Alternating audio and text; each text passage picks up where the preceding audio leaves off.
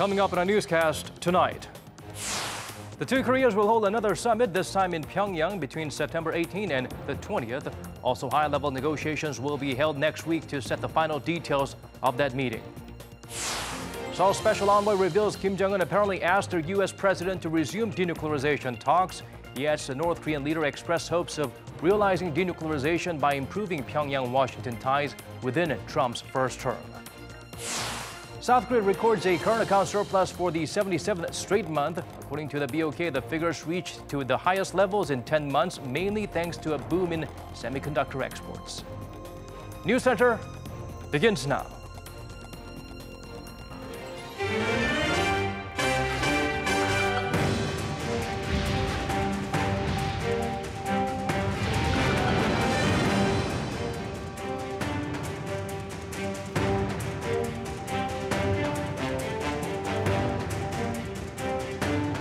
It's 8 p.m. here in Korea, live from our studio in Seoul. This is Arirang News Center. Welcome to our program. I'm Daniel Che.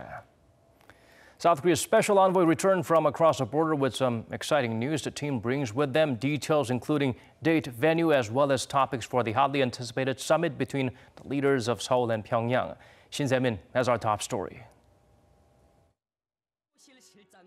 President Moon Jae-in says the progress made by his special envoys on their one-day trip to Pyongyang went beyond his expectations. They penciled in the next big event between South and North Korea, which will take place over 3 days and 2 nights from September 18th through the 20th in the north, an arrangement that looks a lot like the Pyongyang summits held back in 2000 and 2007. The South Korean envoy told reporters after his trip that the leaders at their summit will go over the agreement they struck at their first meeting back in April, a deal that also includes a clause about the North getting rid of its nuclear weapons. The two Koreas agreed to review the implementation of the Panmunjom Declaration and discuss their future direction. Also, they will draw up practical ways to establish lasting peace and to ensure joint prosperity, especially through the denuclearization of the Korean Peninsula. President Moon also said that he hopes that the renewed dialogue between the two Koreas will also help with denuclearization talks between the North and the U.S., which are now stalled. At the summit in 2 weeks, the leaders of the Koreas will also be exchanging views about ways to further reduce military tensions and build mutual trust. Then there's the Inter-Korean Liaison Office that had been put on hold because of a lack of progress. The two sides have agreed to open it before the summit this month. But a disappointing revelation too. The South Korean envoy said it's unlikely that North Korean leader Kim will make his international debut at the UN General Assembly in New York, which would have opened the door to a possible three-way summit with Presidents Moon and Trump. With the date set for that meeting and the inter-Korean relations seemingly back on track, now it's crunch time for the summit preparation team. We'll have to come up with a plan before the officials from the two sides go to their pre-summit meeting at the inter-Korean border village of Panmunjom next week. Shin Se-min, Arirang News. Kim Jong-un made it clear that Pyongyang is committed to getting rid of its nuclear weapons. And for the very first time, the North Korean leader even unveiled a denuclearization timeline. Park Hyo-jun shares with us his remarks. North Korean leader Kim Jong-un has once again reiterated his willingness to denuclearize.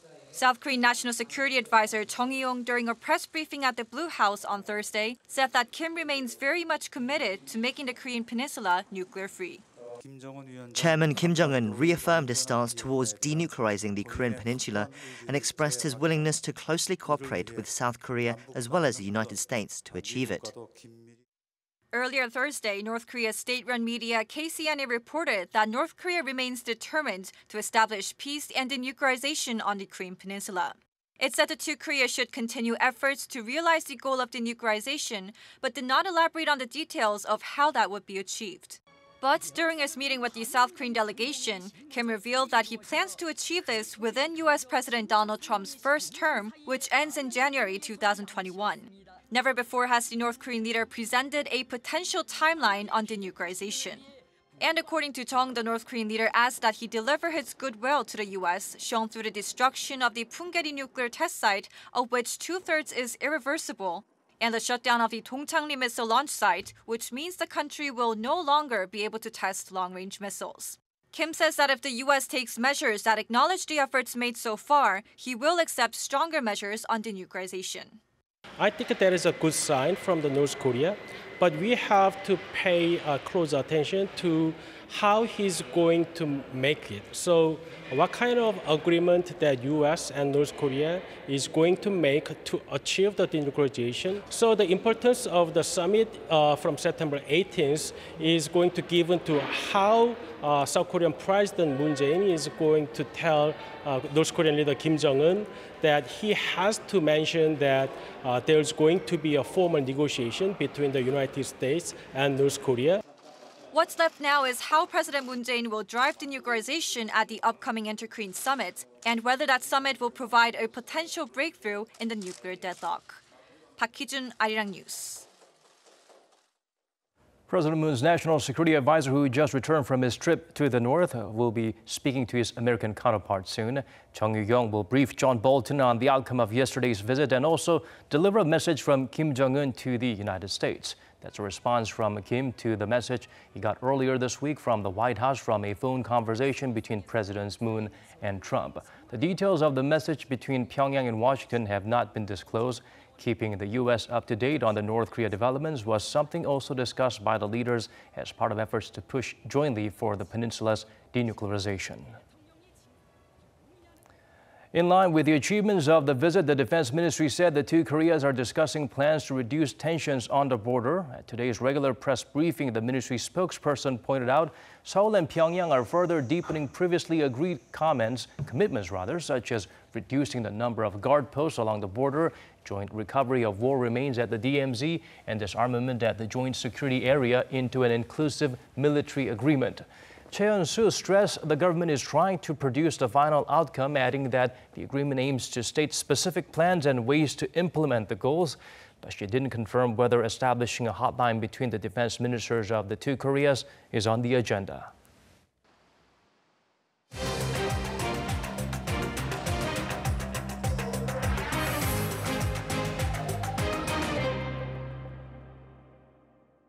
President Moon Jae-in chaired a special meeting today. During the session, the South Korean leader once again emphasized his determination to build an inclusive nation. Hwang Ho-jun has the full story. A country for all, an inclusive nation for everyone to live well together. That is the nation's vision, according to President Moon Jae-in. 포용국가는 대한민국의 미래 비전입니다. 첫걸음을 제대로 떼는 것이 우리 정부에게 주어진 시대적 사명입니다. The president's remarks came Thursday afternoon during a special meeting dubbed the Strategy Meeting to Build an Inclusive Nation. About 130 government officials and experts attended, including the Prime Minister and the Minister of Education. It was the first meeting of its kind since President Moon took office. According to the Blue House, an inclusive nation would pursue qualitative growth rather than a quantitative growth, while aiming to create a society of coexistence instead of allowing exclusion and monopoly. 이제 국가는 지속 가능한 사회를 위해 국민들의 삶을 전 생애 주기에 걸쳐 책임져야 합니다. 그것이 포용 국가의 시작입니다. To transform Korea into such a country, President Moon called for efforts to expand the nation's social safety net and welfare in order to ease people's concerns about child rearing, healthcare, housing, and the aging population. He referred to his administration's expansion of national health insurance coverage and its launch of a program to support dementia patients and their families. He also stressed the importance of ensuring fairness in both opportunity and results so that people can hope for a better future. Last but not least, President Moon insisted that no one should ever be discriminated against and that gender equality, human rights, and welfare for people with disabilities must be guaranteed. Some are blaming the government's minimum wage hike and its expansion of social welfare for Korea's worsening economy. But President Moon repeatedly underscored that extending social benefits and boosting incomes is absolutely necessary to improve people's livelihoods. He called on all government agencies to devise a mid to long-term roadmap for building a, quote, inclusive society. Panmunjom, Arirang News.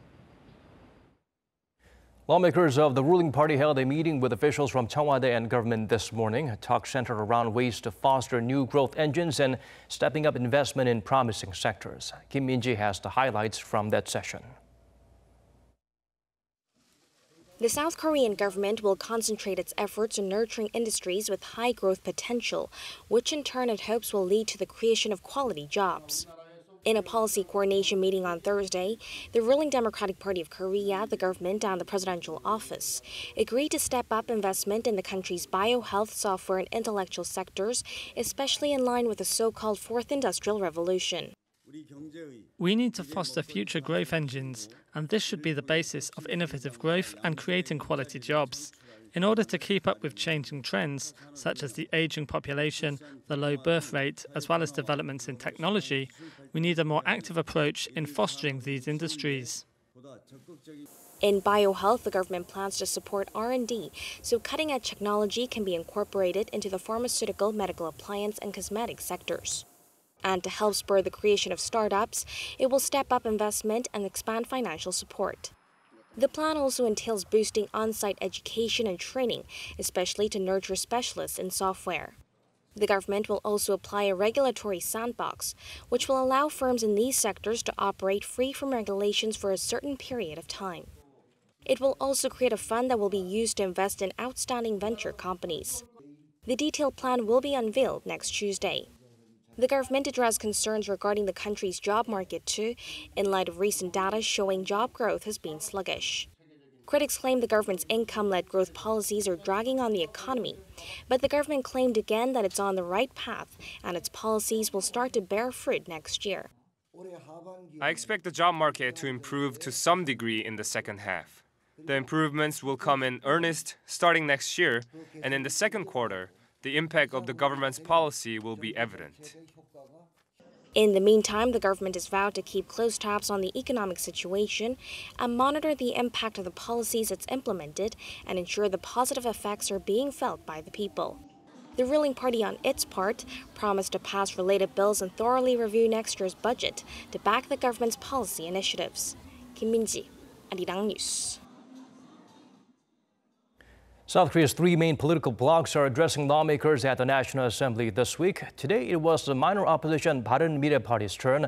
While criticizing the government's economic policies, its floor leader welcomed efforts to ratify April's Inter-Korean Summit declaration. Kim Mo-kyun has the latest from Parliament. During its first speech, representing the parliament's third-largest negotiating bloc, Bareun Mirae Party floor leader Kim Kwan-young expressed his party's support for the ratification of the Panmunjom Declaration.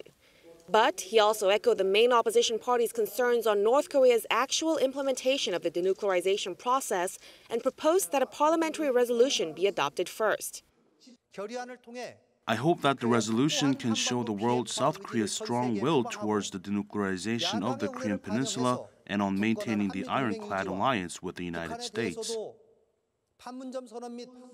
Once the resolution is adopted, he spoke of hopes for the ruling and opposition parties to discuss the ratification process in earnest. On the nation's sluggish economy, Kim criticized the Moon administration's financial policies, especially on income-led growth and the minimum wage hike, calling them reckless measures that don't reflect the current economic conditions.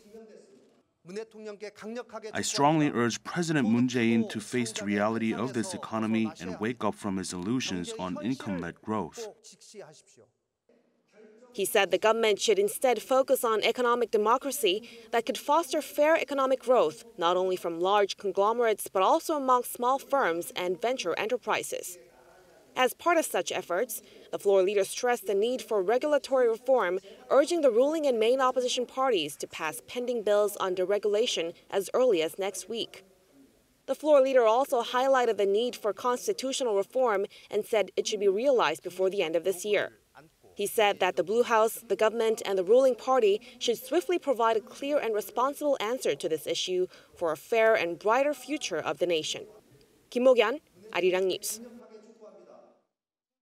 Seoul Central Bank released its provisional data on the country's current account balance for July. The surplus, which started back in March of 2012, continues, fueled mainly by an export boom in semiconductors. Kim Ji-yeon helped us look beyond the numbers. South Korea recorded a current account surplus for the 77th straight month in July, recording nearly $8.8 billion, according to provisional estimates released by the Bank of Korea on Thursday. That's some $1.5 billion more than the same period last year, and it's the highest level in 10 months. The BOK attributed this to the improved goods account balance, which stood at more than $11.4 billion in July, a $840 million increase from a year earlier. It's mainly due to an increase in goods exports.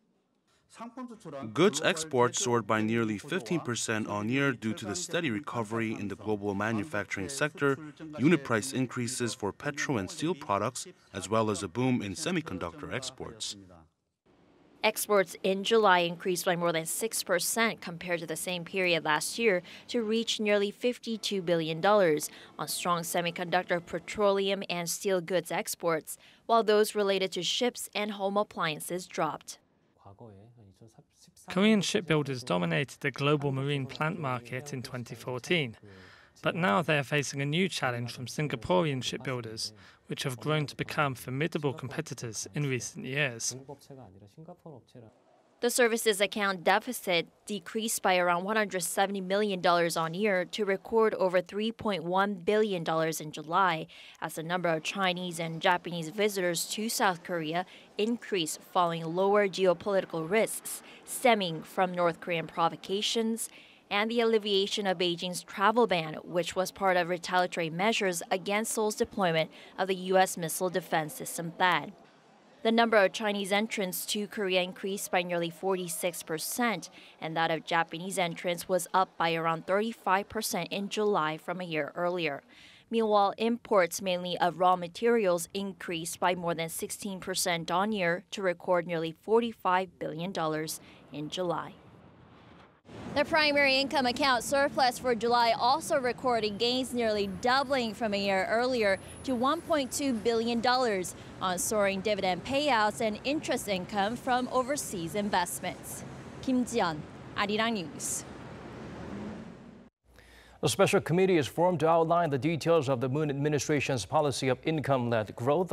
At the launching ceremony, the committee chair and former senior presidential secretary for economic affairs, Hong Jang-pyo, said the existing structure of large conglomerates driving the economy through a trickle-down effect has reached its limit, and that income-led growth is the way to reduce the wealth gap and strengthen Korea's growth potential.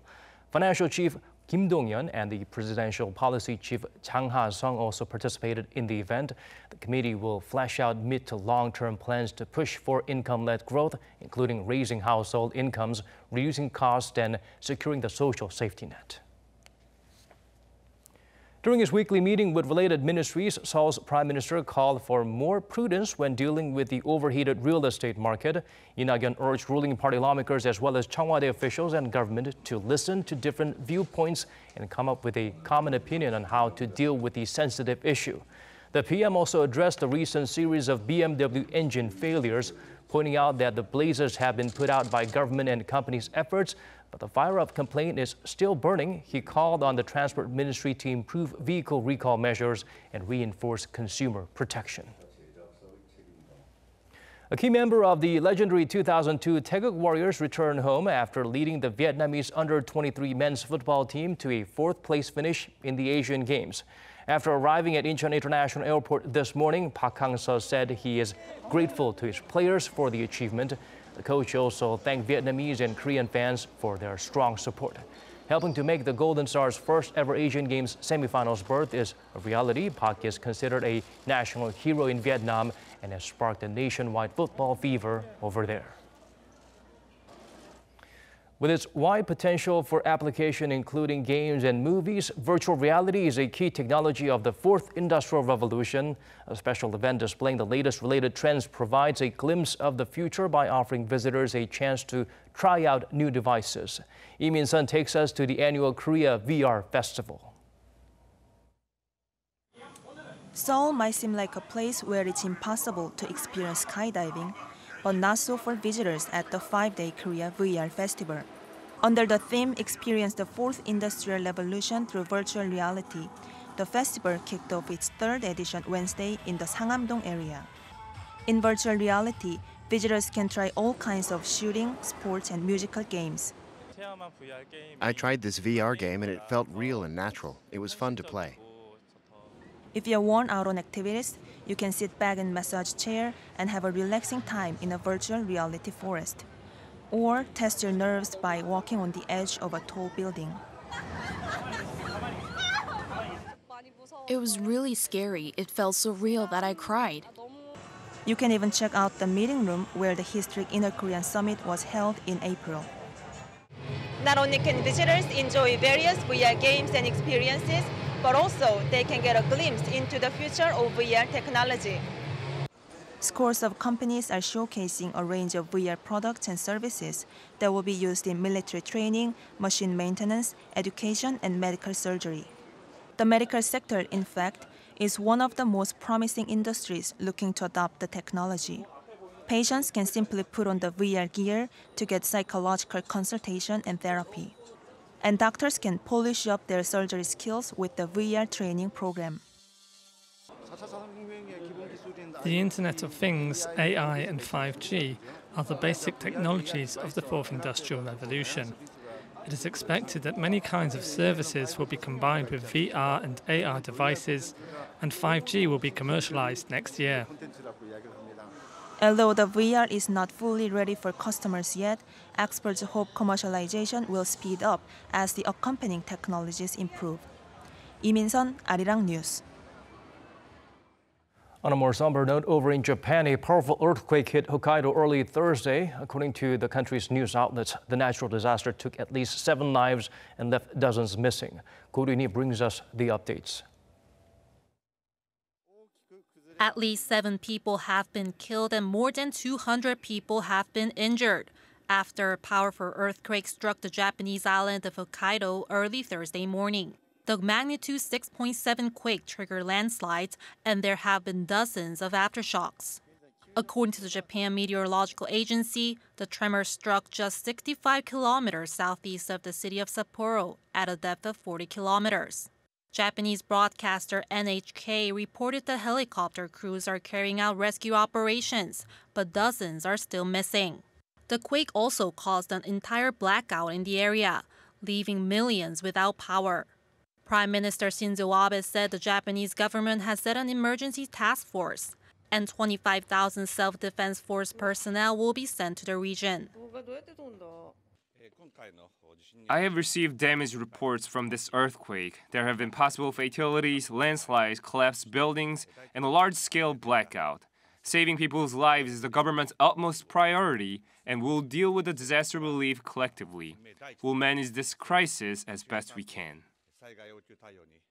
The quake comes after another deadly disaster, Typhoon Jebi, which struck the Kansai region in the west of the country earlier in the week. Japan's most powerful typhoon in 25 years left at least 11 people dead. Thousands were left stranded at Kansai International Airport due to flooding, with passengers now being moved to another nearby airport. Japanese Prime Minister Shinzo Abe said on Thursday that Kansai Airport will partially resume operations by the end of Friday, and added that international flights will restart as soon as they're ready. Ko Ryuni, Arirang News.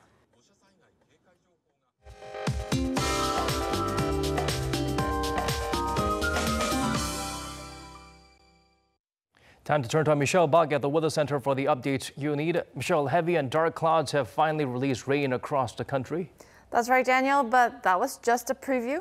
More rain will fall tonight across the whole nation, with most regions getting up to 40 millimeters of precipitation.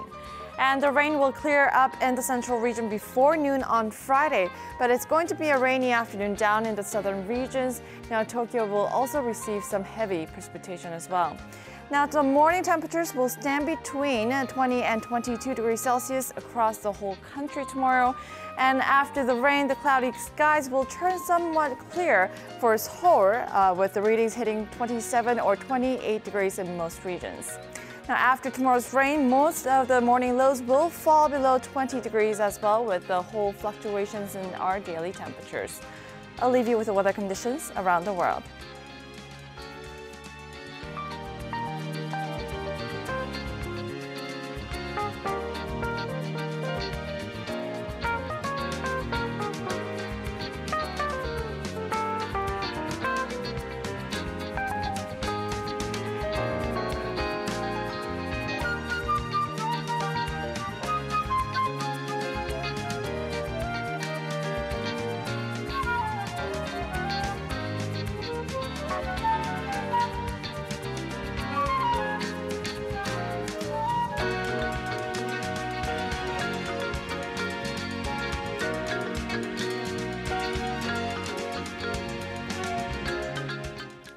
And this is where we wrap up our newscast. But before we let you go, this just coming in, U.S. President Donald Trump took to Twitter rapidly to respond to what's coming from North Korea. He thanked North Korean leader Kim Jong-un for his unwavering faith in him and also went on to tweet that we will get it done together.